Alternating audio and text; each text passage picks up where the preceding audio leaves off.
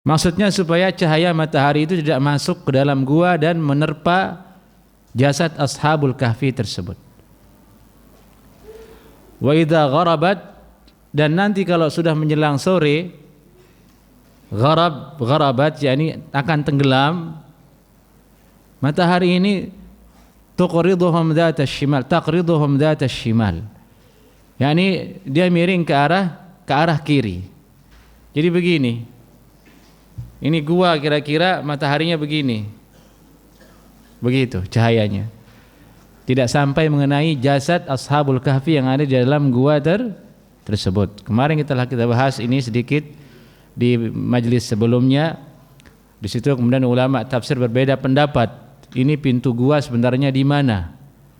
Yang dirajihkan oleh Imam Ibnu Katsir rahimahullahu taala adalah pintunya berada di nahwas shimal, di bagian utara.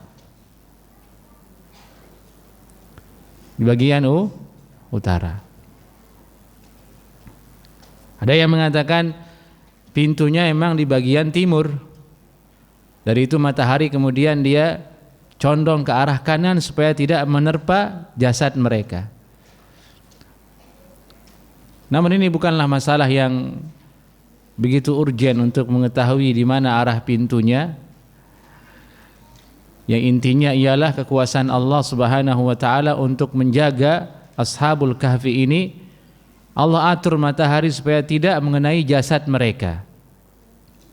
Wa hum fi fajwatin min, dan mereka ashabul kahfi ini, pemuda-pemuda ini berada dalam gua tersebut dalam keadaan di tempat yang fajwatin min. Fajwah ay muttasi', tempat yang luas di dalamnya. Dzalika min ayatillah, dan itulah tanda-tanda dari Allah Subhanahu wa taala. May yahdillahu fahuwal muhtadi, siapa yang Allah kehendaki mendapatkan petunjuk, dialah yang mendapatkan petunjuk. Maksudnya ialah inilah keajaiban yang Allah Subhanahu wa taala tetapkan, putuskan dan atur untuk pemuda kahfi ini sebagai tanda untuk manusia agar mereka mengambil pelajaran darinya.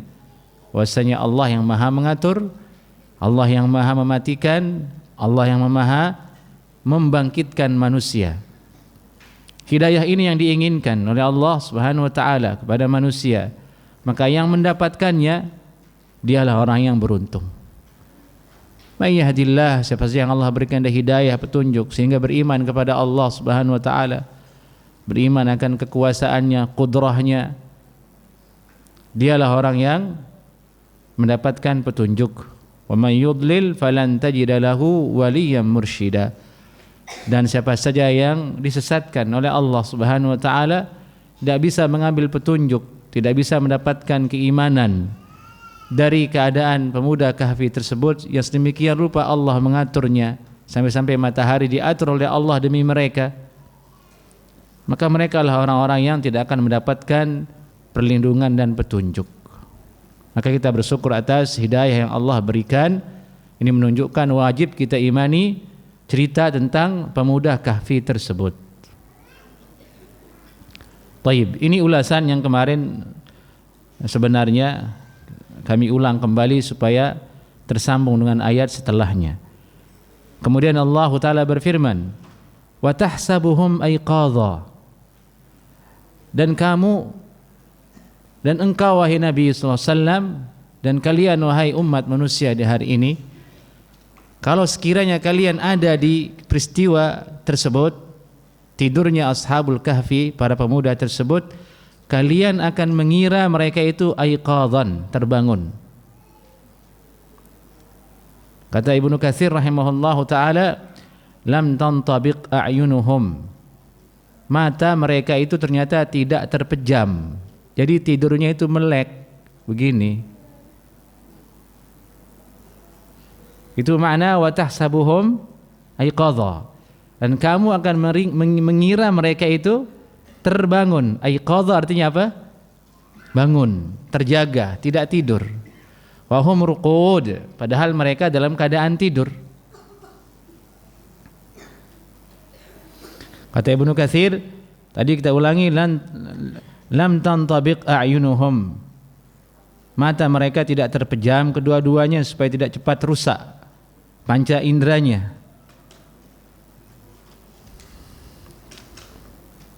Dan disebutkan bahwasanya ada hewan yang tidurnya seperti itu, yaitu az-zi'b, serigala. Az-zi'b artinya apa? Serigala. Serigala itu kalau tidur, kata Ibnu Katsir rahimahullahu taala,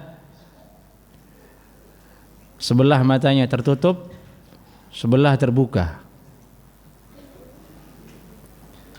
Bergiliran, dia tidur dengan yang ini terbuka, dipejamkan yang ini yang terbuka, bergiliran selama dia tidur. Ya, ini demi menjaga dirinya dari serangan dan hal-hal yang bisa mencelakai dirinya. Dan itu dalam keadaan tertidur. Ini terjadi kuasa Allah Subhanahu wa taala, sampai-sampai penyair Arab membuatkan syair bagaimana cara tidurnya serigala az-zi'b. Yanamu bi ihda miqlatayhi wa yattaqi bi ukhra ar-razaya fa huwa yaqdhani naimi. Yani yaqdhani naimu. Tidur serigala itu dengan salah satu matanya, yang satunya terbuka untuk menjaga dirinya dari gangguan, waspada dari gangguan hewan yang lain. Fahuwa yaqdhani, dan dengannya mata yang sebelah itu dia terjaga, terbangun, tidak tidur padahal dia sedang tidur. Ibnu Katsir rahimahullahu taala mendatangkan kita cerita yang gharib, suatu fakta yang luar biasa. Ternyata ada hewan tidurnya seperti itu, matanya yang terbelalak sebelah, satunya terpejam. Dan itulah yang terjadi pada Ashabul Kahfi. Maksudnya hal itu bisa terjadi juga pada manusia jika Allah berkehendak. Dan itu yang terjadi pada Ashabul Kahfi. Dan itu makna dari wa tahsabuhum ayqadhan wa hum ruqud. Dan kalian mengira mereka itu, pemuda-pemuda ini tertidur, terbangun padahal dia tidur.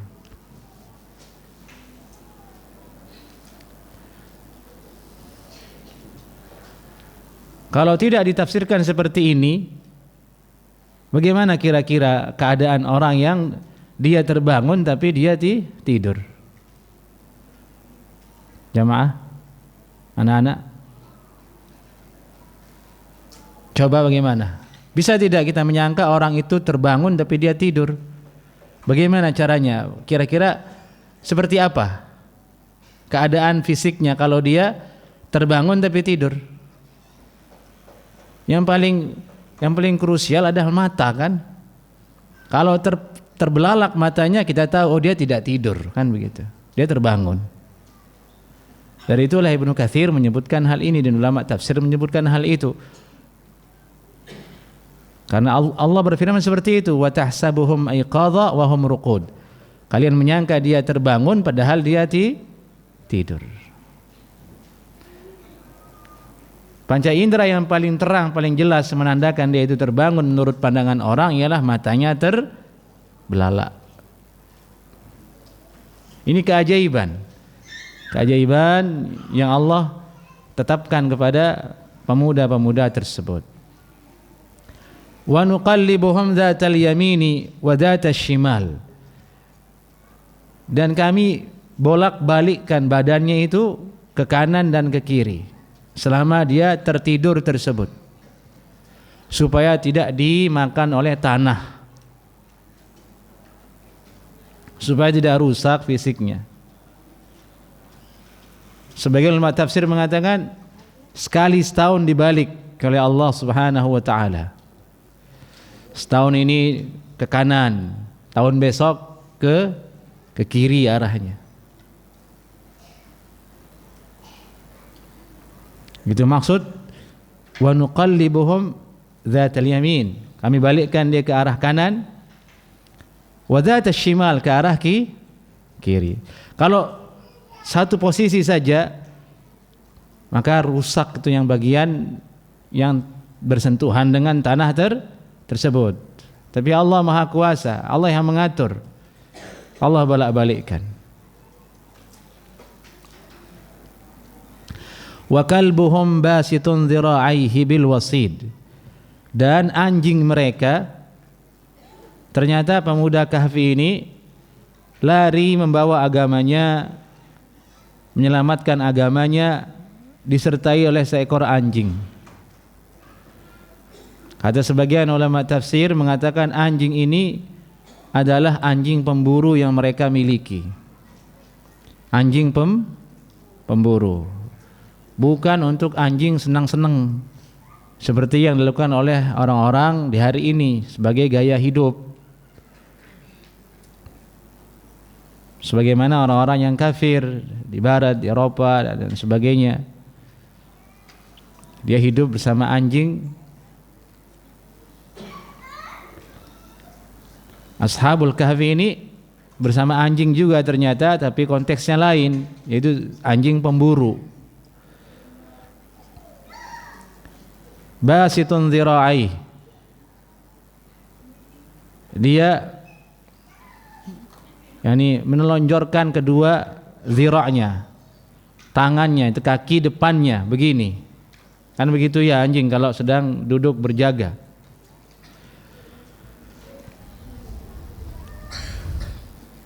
Bil wasid. Ya ini di fina. Fina itu di bibir gua, bukan di dalam gua. Tapi di gerbang gua itu, tidak sampai masuk ke dalam gua.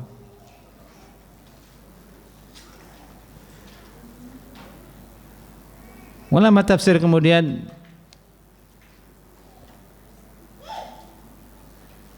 menjelaskan kepada kita siapa nama anjing itu.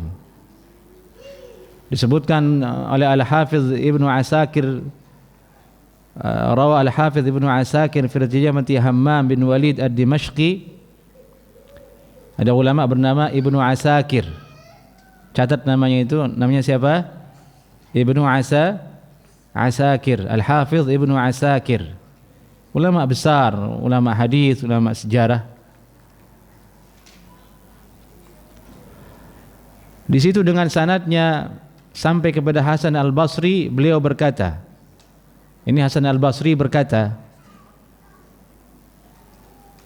nama kibasnya Nabi Ibrahim alaihissalam Jarir.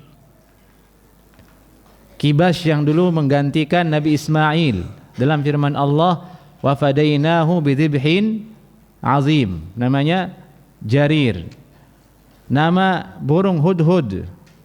Ma li ala aral hudhud. Begitu firman Allah ketika menceritakan tentang Nabi Sulaiman, burung hudhud namanya angqaz. Hudhud itu jenis burung. Ini ada merpati, ada elang. Hudhud itu jenis burung. Ini seperti merpati, elang, hudhud itu. Nah, namanya hudhud ini di sini angqaz. Wasmu kalbi ashabil kahfi qitmir. Dan nama dari anjingnya ashabul kahfi ialah qitmir. Siapa? Qitmir. Adapun warna bulunya, warna ini tidak disebutkan, tidak ada manfaatnya disebutkan. Intinya dia adalah anjing, namanya qitmir. Yang perlu kita ingat di sini dalam ayat ini, Allah sebutkan anjing di situ. Allah sebutkan anjing. Apa sih manfaatnya? Kenapa Allah sebutkan anjing kan begitu? Ashabul kahfi tapi ditemani oleh anjing. Tidur mereka, Allah bolak-balikkan badannya dan ada anjingnya juga. Yang keadaannya ikut bersama mereka, tertidur juga di depan. Ibnu Katsir rahimahullahu taala menyebutkan di sini ada keutamaan faedah tentang suhbatul akhyar. Betapa bagusnya orang itu berteman dengan orang-orang yang terpilih, bersama orang yang baik, bersama orang yang saleh. Anjing saja karena dia setia dengan Ashabul Kahfi, karena kesetiaan itulah kemudian namanya masuk ke dalam Al-Quran. Itu anjing. Fa innahu sara li hadzal kalbi dzikrun wa khabarun wa sya'nun. Karena dia berteman dengan orang terpilih, berteman dengan Ashabul Kahfi, akhirnya Allah sertakan penyebutannya dalam Al-Quran, akhirnya memiliki ketinggian sebagaimana orang yang dia temani. Maka kita sebagai manusia harus lebih baik dari anjing Ashabul Kahfi. Jangan sampai kita berteman dengan orang-orang yang jahat, orang-orang yang fasik, orang-orang yang jauh dari agama Allah Subhanahu wa ta'ala. Di situ ada pesan bahwasanya penuntut ilmu, santri itu harus hormat kepada gurunya, berteman dengan guru yang baik sehingga ilmu itu turun ke mereka. Anak-anakku, ilmu itu bukan sekedar membuka kitab dan membaca. Tidak.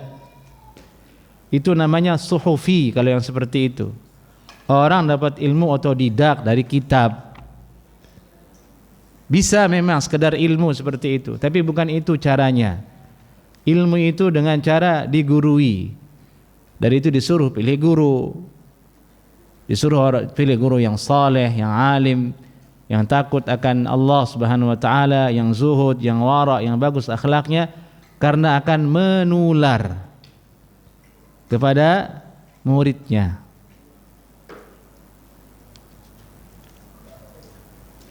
Itu yang disebut dengan mulazamah kemudian. Dan itulah yang langka ada hari ini. Karena ilmu sudah dituntut dalam bentuk akademik.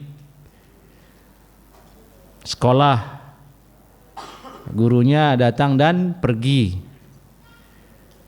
Kemudian lanjut ke kampus, SKS, dosen datang masuk pergi. Akhirnya pengaruh positif dosen atau guru itu yang dari segi akhlak, dari segi pola berpikir, as-samt, yakni sifat, cara, gaya hidup dan sebagainya tidak bisa diteladani oleh murid. Jatuhnya hanya ya udah baca, jawab, nanti ujian selesai dapat syahadah. Dari itu para sahabat dulu adalah sosok-sosok yang alim, sosok-sosok yang luar biasa karena gurunya ya Nabi SAW. Bergurunya bukan seperti orang kuliah. Mereka datang ke Nabi, hidup bersama Nabi, bahkan dia menginap di masjid Nabi, memperhatikan Nabi SAW, bagaimana sifatnya, bagaimana cara bicaranya. Itu adalah bagian dari ilmu sesungguhnya. Itu yang maksudnya ulama, tuntutlah adab sebelum ilmu. Adab itu maksudnya pelajari, teliti bagaimana tingkah pola guru itu supaya turun kepada diri kita. Cara dia makan, cara dia minum, cara dia memegang Al-Quran, cara berpakaiannya. Disebutkan Imam Ahmad itu kalau duduk majelis hadis, itu ribuan yang datang menuntut ilmu hadis ke beliau. Yang benar-benar menuntut ilmu secara akademik, secara konsep itu hanya beberapa orang saja. Sisanya itu memperhatikan bagaimana akhlak Imam Ahmad bin Hanbal. Itulah yang kemudian membuahkan ilmu yang berkah. Naam.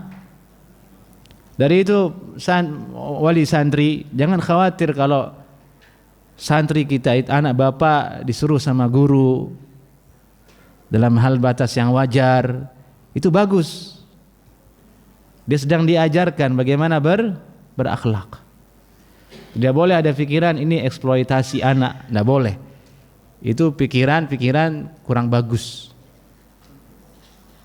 Nabi SAW itu nyuruh Anas bin Malik dulu. Anas bin Malik itu disuruh bawa ember sama Nabi.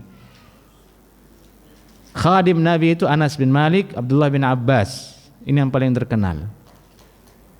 Yang paling populer Anas bin Malik radhiyallahu taala anhu, sampai 20 tahunan kalau tidak salah beliau berkhidmat kepada Nabi sallallahu alaihi wasallam. Khidmatnya apa? Kalau Nabi ingin qada hajat, Anas bin Malik yang bawa ember untuk istinjanya Nabi sallallahu alaihi wasallam, dan orang tuanya para Anas bin Malik senang dengan itu dan memang sengaja untuk menyerahkan Anas menjadi khadimnya Nabi sallallahu alaihi wasallam. Kalau dengan bahasa kita hari ini, wahai Nabi, ini anak saya serahkan ke antum ya Rasulullah, ke baginda, biarkan jadi khadimmu saja, jadi pembantumu saja, tidak masalah. Karena akhlak itu kan menular. Itulah manusia. Dari itu orang Arab berkata dalam syairnya, anil mar'i la tas'al wasalil qarin. Kalau kamu ingin tahu seseorang, jangan tanya orangnya, tanya kawannya, lihat sahabatnya, dengan siapa dia berteman. Turun itu, saling mewarnai. Dan ini nasihat sangat penting diingat oleh santri yang ada di sini. Hati-hati berkawan, hati-hati berteman. Bahkan kita orang dewasa pun begitu. Hati-hati berkawan, hati-hati berteman. Pilih yang baik. Jangan sampai kita kecolongan. Harus perkawanan kita itu manfaatnya untuk akhirat kita, untuk keberkahan akhirat kita. Sebagaimana anjing Ashabul Kahfi ini karena berteman dengan Ashabul Kahfi, Allah sebutkan di dalam Al-Qur'anul Karim. Ini barangkali faedah yang terdapat di balik disebutkannya di sini anjing tersebut oleh Allah Subhanahu wa taala. Kemudian berikutnya Allah taala berfirman, lawit tala'ta 'alaihim, dan jika engkau melihat mereka, seandainya engkau melihat mereka, lawallaita minhum firara, kamu akan balik kabur lari. Apa maksudnya? Kalimatnya seperti itu. Lawallaita minhum firara. Lawallaita artinya kamu akan berpaling, muter gitu, muter balik. Enggak jadi lanjut. Firara, kabur. Menggambarkan keadaan bagaimana? Jamaah? Takut.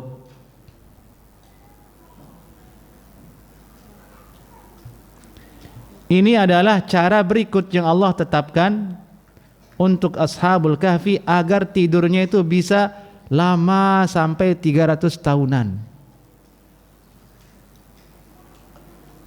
Selama 300 tahun itu pasti ada orang yang bertemu dengan gua itu kan.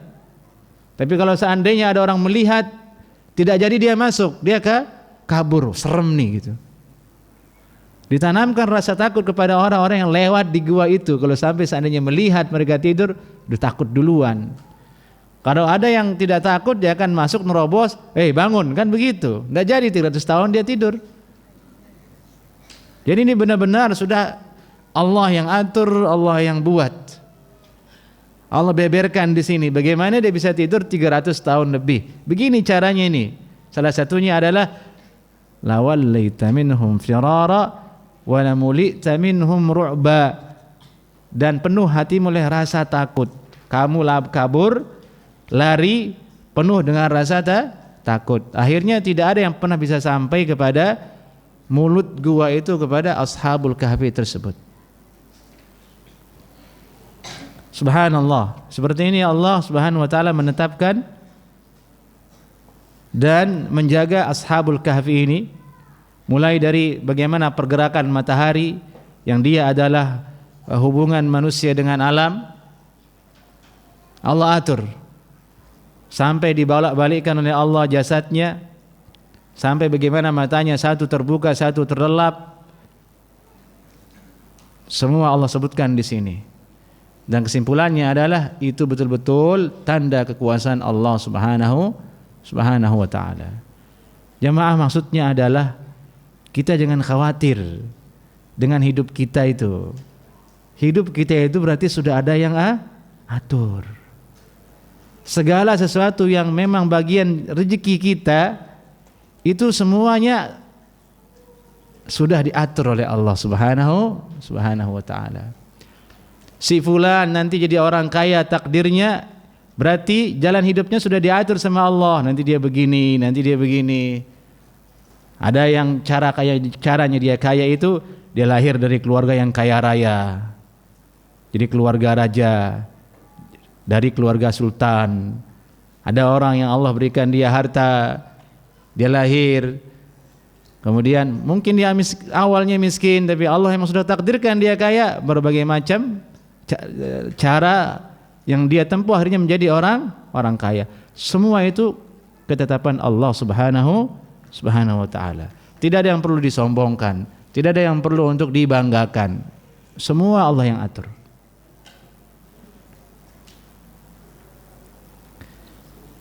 Bahkan perkara yang sebaliknya pun demikian. Hal yang sebaliknya itu miskin. Ini memang dia sudah takdirnya di dalam perutnya bikatsbi rizqihi, dicatatkan rezekinya oleh Allah. Rezekinya di dunia hanya 1 miliar selama 60 tahun. Bukan selama sebulan ya. 60 tahun 1 miliar bagi saja itu. Ya udah, mulai dari harga susunya, dari semua biaya sekolahnya, Allah sudah tentukan rezekinya. Habis 1 miliar mati dia, dead. Semua sudah Allah atur. Kalau begitu tenang saja. Tidak ada yang perlu diterburu-burukan, tidak ada yang perlu dikhawatirkan. Yang penting tawakal kepada Allah Subhanahu wa taala. Nah, ini faedah dari rincian bagaimana Allah Subhanahu wa taala mengatur alam, mengatur manusia di sekeliling Ashabul Kahfi sehingga terjadi tidur yang luar biasa 300 tahun lebih.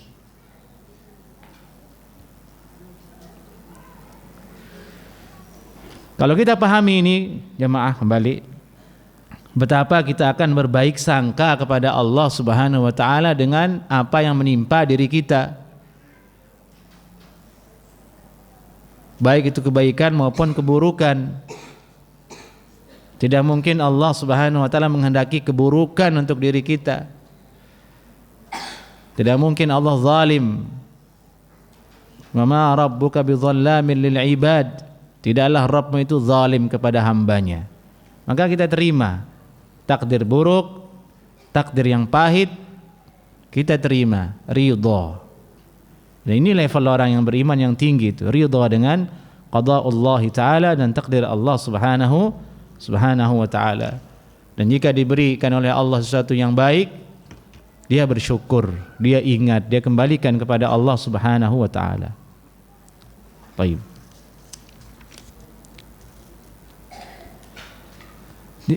Sedemikian rupa kemudian Allah Ta'ala berfirman,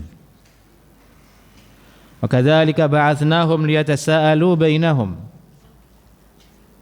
Sebagaimana wa kadzalik, dan demikian itu maksudnya adalah sebagaimana Allah Subhanahu wa taala menidurkan mereka. Allah atur matahari, Allah bolak-balikkan badan mereka. Allah berikan rasa takut kepada orang-orang di sekeliling yang akan datang ke kahfi tersebut. Ba'athnahum, kami bangunkan mereka juga. Maksudnya Allah bangunkan mereka juga bagian dari ayat-ayat Allah Subhanahu wa taala. Allah bangunkan. Kenapa Allah bangunkan mereka?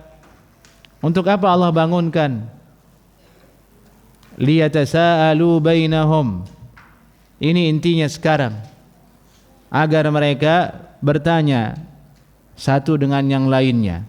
Yang ini akan disingkap oleh Allah Subhanahu wa taala kejadian yang luar biasa yang sangat dahsyat, yakni berapa lama mereka tidur. Mereka bangun bertanya, berarti seolah-olah mereka ada perasaan, sepertinya lama nih kita tidur. Ada sedikit perasaan seperti itu. Mereka bertanya, yatasaalu bainahum. Qala qailum minhum, berkata satu orang dari antara mereka, tidak disebutkan siapa namanya, tidak seperti komik-komik yang ada itu disebutkan namanya. Itu nama itu besar kemungkinan hoax itu. Tidak ada sanadnya, tidak ada riwayatnya. Ya, intinya salah satu dari mereka itu berkata, kam labistum, berapa lama kalian tidur di sini? Atau bahasa kita, sudah berapa lama ya kita tidur di sini? Qalu, mereka berkata, labithna yauman, tidur sehari. Sehari. Mereka masuk di pagi hari tertidur. Berarti bangunnya sore kata ulama ini. Berarti sehari semalam. Yauman. Au ba'dha yaum. Satunya lagi berkata, atau mungkin setengah hari. Setengah hari berarti pagi, sorenya bangun. Itu perasaan sebagiannya. Qalu, sebagian lainnya berkata, Rabbukum a'lamu bima labithtum. Rabb kalian lebih tahu berapa lama kalian tidur di sini. Di sini perhatikan ayat ini diambilkan dalil sebagai dalil oleh Ibnu Abbas radhiyallahu taala anhuma bahwa jumlah anggota Ashabul Kahfi ini 7 orang. Diambilkan dari ayat ini. Bagaimana itu? Begini perhitungannya. Qala qailum minhum, berkata qail. Qail itu orang yang berkata, satu orang maksudnya. Satu. Kemudian qalu labithna. Mereka qalu labithna. Kami tinggal di sini, tidur di sini sehari atau 2 hari. Kami di sini maksudnya jamak. Jamak itu paling sedikit 3. 3. Kemudian di ayat berikutnya qalu rabbukum. Kelompok lainnya juga bentuknya jamak. Mereka berkata 3 juga. 3 tambah 3 berapa? 6. Satu yang berkata tadi di awal tambah 1 berapa? 7. Nah, ini pemahaman Ibnu Abbas radhiyallahu taala anhuma. Beliau mengatakan jumlahnya itu 7. Karena nanti disebutkan di lanjutan surat ini, ayat ini ada perbedaan pendapat di situ tentang jumlah Ashabul Kahfi tersebut. Ini lebih dulu kita sampaikan mumpung kita sedang berada di ayat yang menjadi dalil ulama yang mengatakan jumlahnya 7 orang. Ini ayat ini. Ya intinya mereka berbeda pendapat. Mereka yang tidur terbangun berbeda pendapat. Yang mengatakan sehari, setengah hari. Yang satunya berkata Allah yang tahu. Maksudnya ya sudah cukup. Ini tidak terlalu penting. Sekarang yang penting itu perut lapar. Kan sudah lama tidur. Jadi itu Allah sebutkan selanjutnya, fab'atsu ahadakum biwariqikum hadhihi ilal Madinah. Ini bahasanya sekarang bagaimana mereka akan keluar dari gua mencari makanan, membeli makanan. Mereka manusia biasa. Jangankan 300 tahun tidur, kita tidur dari pagi sampai zuhur aja bangun-bangun lapar tidak itu? Lapar. Semalam tidur kita, pagi-paginya nyari nasi uduk udah. Ini 300 tahun. Hal yang manusiawi. Fab'atsu ahadakum. Yani salah seorang dari kalian bawalah pergi wariqikum, yani mata uang berupa fiddah. Yani perak. Ini menunjukkan bahwasanya di zaman itu sudah ada mata uang. Manusia sudah cerdas ya di sejak zaman dulu ya. Jadi tidak ada ceritanya manusia itu dari keran, tidak ada. Dari dulu itu sudah cerdas manusia, Allah berikan dia akal. Ilal Madinah, ke kota yang dulu tempat mereka berasal, ya ini kota yang mereka tinggalkan, mereka kabur darinya. Falyanzur ayyuha azka ta'ama, hendaklah engkau lihat di situ ayyuha azka ta'aman, ay atyabu ta'aman. Pilih makanan yang paling bagus, yang paling halal di situ. Nah, ini faedah.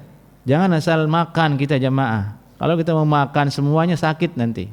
Ya anak-anak, pilih itu makanan, mana yang paling halal, mana yang paling bagus. Ingat, halal bagus. Bukan yang paling mahal, bukan. Kalau yang paling mahal nanti lain lagi urusannya. Khamr itu mahal, tapi haram. Dan tidak bermanfaat untuk badan. Jadi standarnya kita kalau makan adalah atyab, paling baik dari segi gizi dan dari segi syariat. Falyatikum birizqim minhu, wal yatalattaf. Ini azan dulu ya, baru kita lanjutkan. Baik. Bismillahirrahmanirrahim.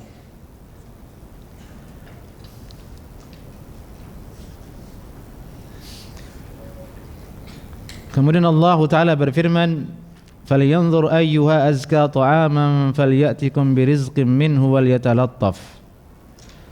Lihatlah, pilihlah makanan mana yang paling bagus. Azka artinya atyab, yang paling bagus, yang paling halal.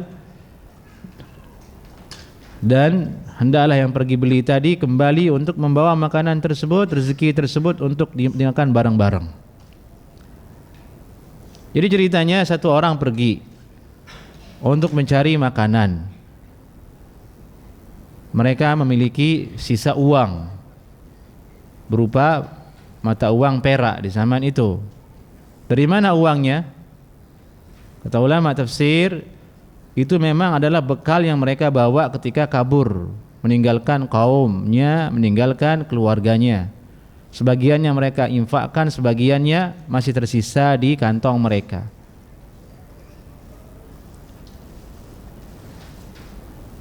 Wal yatalattaf, hendaklah yang pergi ini, kamu yang pergi keluar beli, bersembunyi, pergi dengan cara samar-samar, jangan terlalu menampakkan diri. Itu arti wal yatalattaf. Kalimat wal yatalattaf ini unik sekali dalam mushaf yang ada di kita di Indonesia, yang generasi tahun 80-an, 90-an dulu baca Al-Quran, belajar ke TPA, ke guru ngaji. Kalau lihat pertengahan Al-Quran itu wal yatalattaf warnanya merah, iya kan? Ini yang sepuh-sepuh, mana dia? Iya kan? Mana generasi-generasi itu? Coba saya lihat dulu. Kalau milenial dia lain mushafnya, dia mushafnya mushaf Madinah. Ini mushaf kita dulu, yang dulu itu yang cetakan berasal dari Pakistan itu, yang juga dulu cara membacanya juga metode itu kan, alif atas a, alif bawah i, a i u itu kan, itu metode Baghdadiyah namanya. Ya, itu cetakan mushafnya surat Al-Kahfi, kalimat wal yatalattaf warnanya merah, dan sering ditanyakan, ini maksudnya apa? Kok sendirian merah gitu kan? Jadi tanda tanya, ada rahasia apa di baliknya? Kenapa kok merah? Ternyata memang ada sesuatu di baliknya. Kalimat wal yatalattaf itu dimerahkan untuk menandai dialah pertengahan huruf yang ada dalam Al-Quran. Begini, Al-Quran sudah dihitung oleh ulama, berapa jumlah suratnya, berapa jumlah ayatnya, berapa jumlah hurufnya. Bahkan huruf Al-Quran dijelaskan oleh Ibnu Katsir rahimahullahu ta'ala, mengambil riwayat dari Imam Mujahid. Beliau berkata, hadza ma ahsainahu minal Qur'an. Ini hasil yang kami hasilkan dari penghitungan jumlah huruf Al-Qur'an, kata Imam Mujahid. Berapa itu? Wa huwa 300 alfi harfin wa 20 alfan wa 15 harfan. yakni 320.015. Ulangi lagi, 320.015 huruf. Dari alhamdulillahirabbil alamin sampai minal jinnati wan nas. Untuk bisa bayangkan bagaimana menghitungnya ulama dulu itu. Sekarang nggak ada komputer. Hatta ada komputer pun sekarang bagaimana antum mau menghitung coba itu. Ulama sudah menghitungnya 320.015. Nah, pertengahannya kemudian kalau dijumlahkan bagi dua, tengah-tengahnya itu ialah ada pada kalimat huruf fa yang ada pada wal yatalattaf. Dari itu dibilang wal yatalattaf itu pertengahannya Al-Quran, dihitung dari sisi jumlah hurufnya. Disebutkan oleh riwayat yang lain mengatakan bahwa letak pertengahannya bukan huruf fa-nya, tapi huruf lam yang kedua pada kalimat wal yatalattaf. Lihat itu ada dua lam, wal yatala. Ada dua lam, lam pertama, lam kedua. Lam kedua itulah yang letak pertengahan jumlah huruf dari Al-Qur'anul Karim. Jadi ada khilaf di situ. Intinya itulah rahasia dibalik dimerahkannya kalimat wal yatalattaf di dalam mushaf cetakan yang dulu gitu. Sekarang tidak ada lagi dimerahkan itu. Sebagian cetakan malah memerahkan semua kalimat Allah, dimerahkan sama dia. Kalimat Rabb dimerahkan sama dia. Jadi banyak inovasi, berubah-berubah. Dulunya tidak punya garis, sekarang punya garis tuh mushaf yang dulu yang cetakan Semarang itu. Nah, tulisannya pakai bahasa Jawa, bahasa apa namanya? Bahasa Arab tapi Indonesia kan Semarang, cetakan Semarang. Ingat saya. Itu nyampe ke Lombok tuh, cetakan Semarang. Berubah sekarang inovasi. Nah, santri di sini menghafalnya tidak pakai mushaf itu kan? Kalian pakai mushaf apa? Madinah. Dicetakan mushaf Madinah itu ditulis dengan tangan oleh Syekh Thaha Husain rahimahullah, sudah meninggal dunia. Jadi puluhan tahun kerjaannya beliau nulis mushaf. Tulisan tangan itu yang rapi bagus itu. Tulis tangan kemudian dimasukkan ke komputer kemudian dicetak.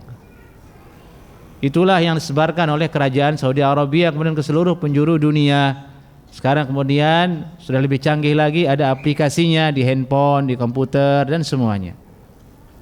Kita kalau sudah satu mushaf untuk menghafal Al-Quran, jangan dirubah-rubah. Jangan hari ini pakai mushaf Madinah, besok pakainya mushaf yang Semarang. Nanti itu masuk ke otakmu, muter begini itu kayak adonan, yang mana ya gitu. Al-Qur'anmu itu dari awal kamu pakai sampai lecek jangan ganti. Itu bukan baju, itu Al-Qur'an. Dia menjadi saksi sejarah kamu menuntut ilmu. Nah, justru semakin lecek Al-Qur'an menunjukkan semakin sering dibuka. Semakin baru kelihatan itu. Jarang dibuka. Ini salah satu metode menghafal Al-Qur'an anak-anakku. Jangan ganti mushaf. Konsisten dengan mushafmu. Dijaga agar kita mendapatkan keberkahan. Baik. Yang belajar Al-Qur'an pun demikian Bapak-bapak. Yang belajar tahsin atau apa, konsisten satu yang itu saja. Biar cepat bisa baca Al-Qur'an, biar cepat lancar baca Al-Qur'an. Baik, ini rahasia dari kalimat wal yatalattaf dan ini disebutkan oleh Imam As-Suyuti rahimahullahu taala dalam kitabnya Al-Itqan. Al-Itqan fi Ulumil Quran.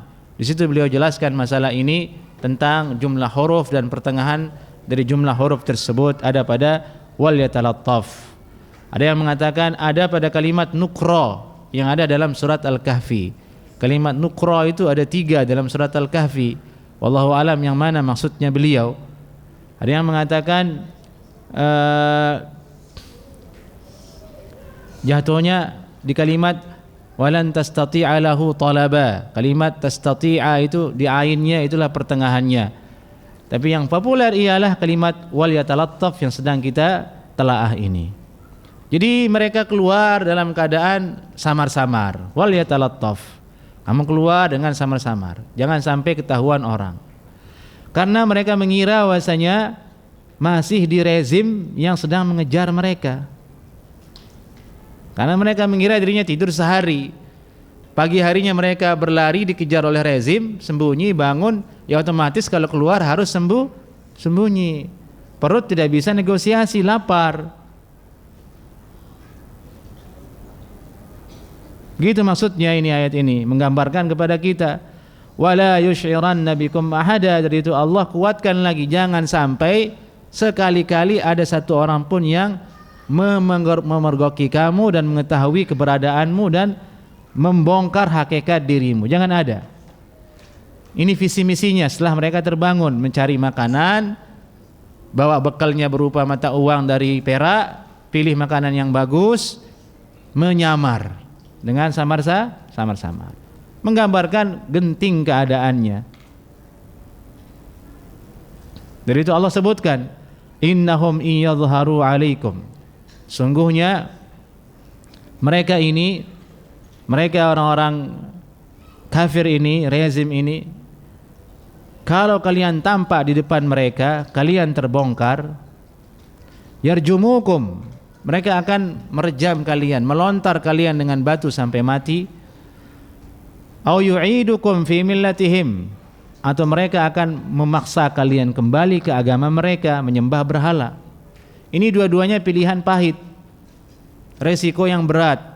Kalian akan direjam setelah kalian bersembunyi dengan begitu rapi, gara-gara satu orang yang tidak elok dalam bersikap, akhirnya kena semua. Jadi Allah berikan gambaran seperti itu. Disuruh hati-hati. Au yu'idukum, atau kalian akan dibalikkan keadaan ke dalam agama mereka. Walan tuflihu idzan abada, dan kalian tidak akan selamat selama-lamanya jika kalian kepergok oleh mereka di dunia maupun akhirat. Di dunia kalau kamu ditangkap oleh mereka, kamu disiksa. Kemudian kalau kamu pindah ke agama mereka, di akhirat kamu rugi, masuk neraka. Maka disuruh hati-hati oleh Allah Subhanahu wa taala. Baik.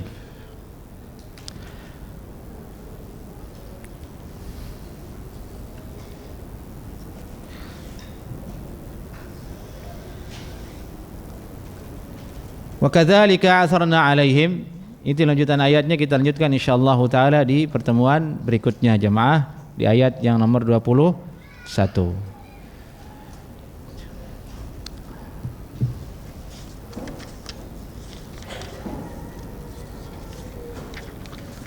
Sebagaimana metode kajian kita jemaah, diharapkan jemaah yang hadir bawa mushaf, santri bawa mushaf.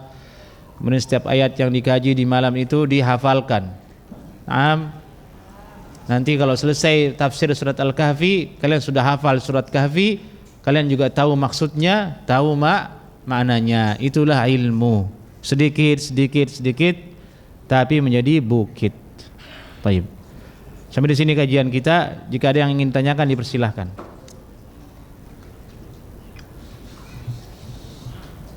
Fadhal ikhwah, anak-anak yang ditanyakan.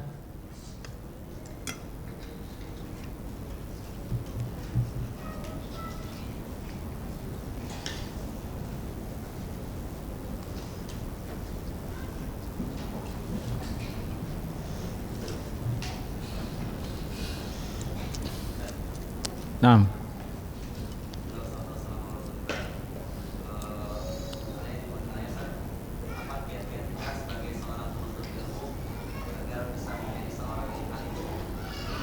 Kiat menuntut ilmu supaya jadi orang yang alim.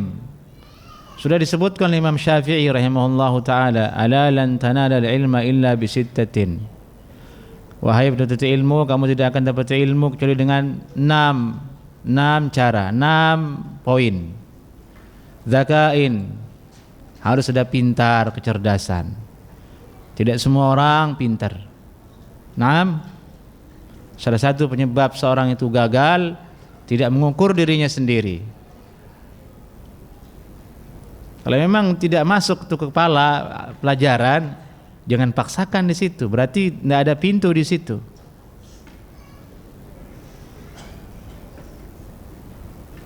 Ini tips pertama, harus ada kecerdasan. Kecerdasan bisa didapat dengan cara apa? 1, keturunan.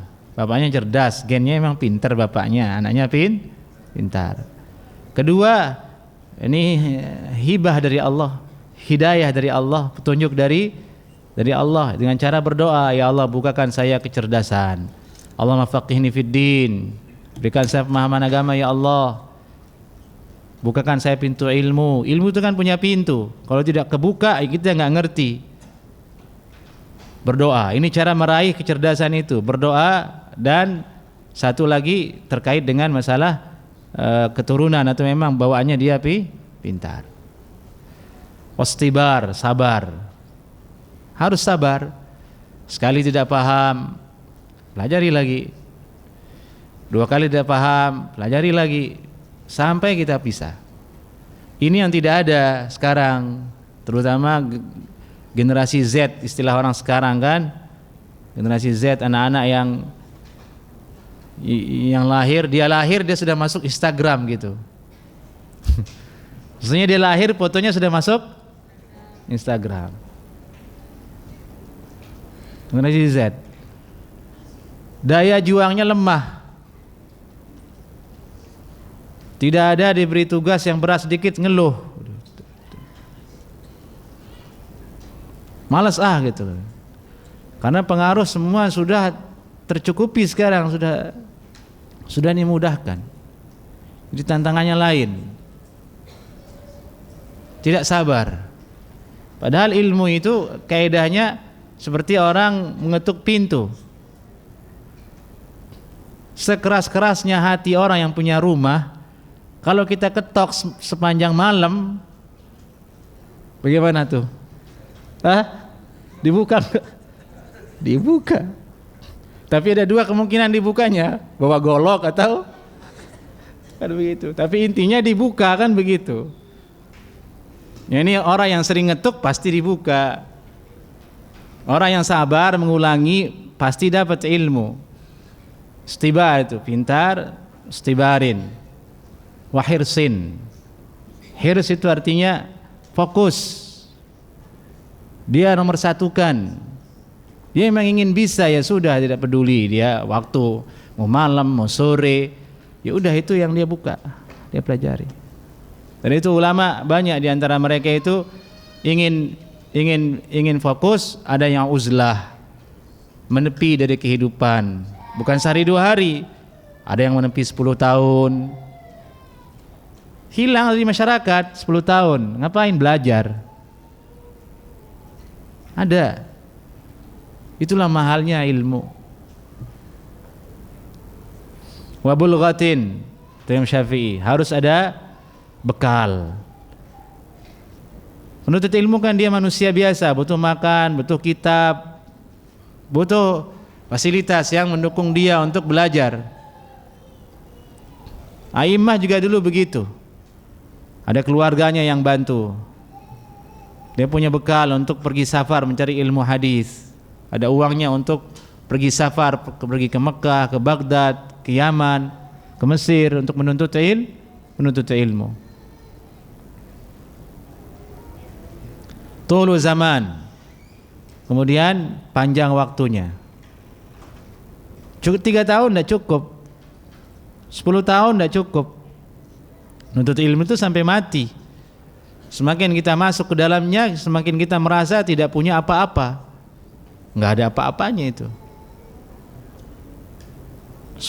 Tahunan menuntut ilmu, merasanya baru cuma selangkah, bahkan setengah langkah. Itulah mengatakan, kalau kamu berikan semua usiamu untuk ilmu, yang kamu dapatkan hanya setengahnya saja. Bahkan tidak sampai setengahnya, itu untuk orang yang betul-betul menuntut ilmu. Kalau yang hanya sekedar datang tidur, kemudian tidak datang, nggak perhatikan, nggak belajar, itu mah nggak dapat setengahnya, baru dapat komanya aja itu. Nah, ini yang kita bahas ilmu syar'i anak-anakku ya. Kalau ilmu umum beda, mudah, antum kursus dapat tuh ilmu umum tuh. Ingin bahasa Inggris kursus bisa, ingin matematika kursus kumon misalnya bisa. Nanti ujian lulus ke perguruan tinggi, kerja terus. Ilmu syar'i tidak begitu. Hari ini orang lulus mumtaz atau terbaik jadi doktor, belum tentu dia alim. Belum tentu. Bahkan dihitung baru pemula. Jadi di Saudi banyak doktor, tapi yang jadi ulama ya bukan dia. Ulama itu lain. Ulama itu Syekh bin Baz, Syekh Albani, Syekh Utsaimin. Itu enggak ada gelarnya itu, enggak ada doktornya. Itulah gambaran ilmu. Maka kami nasihati penuntut ilmu di sini supaya bersungguh-sungguh. Menuntut ilmu harus punya himmah yang kuat, cita-cita yang kuat. Harus punya cita-cita pergi ke Madinah, pergi ke Mesir, pergi ke tempat-tempat ilmu, safar, meninggalkan negeri, baru kita dapat ilmu. Imam Syafi'i berkata, safir tajid iwadan amman tufariquhu. Musafirlah engkau akan dapatkan pengganti dari orang yang engkau tinggalkan. Itu apa? Ilmu, pengalaman, cara menghadapi hidup, cara menghadapi resiko. Semua didapat oleh penuntut ilmu, dan itu jalannya harus dengan sabar. Naam. Baik. Harus ada di antara umat ini yang menjadi ulama, terutama ahlus sunnah wal jamaah. Harus ada yang alim, harus ada yang jadi ulama sebagai penerus dakwah salafiyin, penerus dakwah manhaj yang hak. Dan itulah fungsinya didirikan pesantren, didirikan pengajian, ke visi misi yang besar. Bukan maksudnya untuk individu, bukan, tapi untuk yang lebih besar lagi, untuk dakwah itu sendiri. Baik, baik. Semoga pertanyaan antum ini bermanfaat untuk santri yang ada di sini dan untuk diri kami pribadi juga. Qulu qauli hadza, assalamualaikum warahmatullahi wabarakatuh.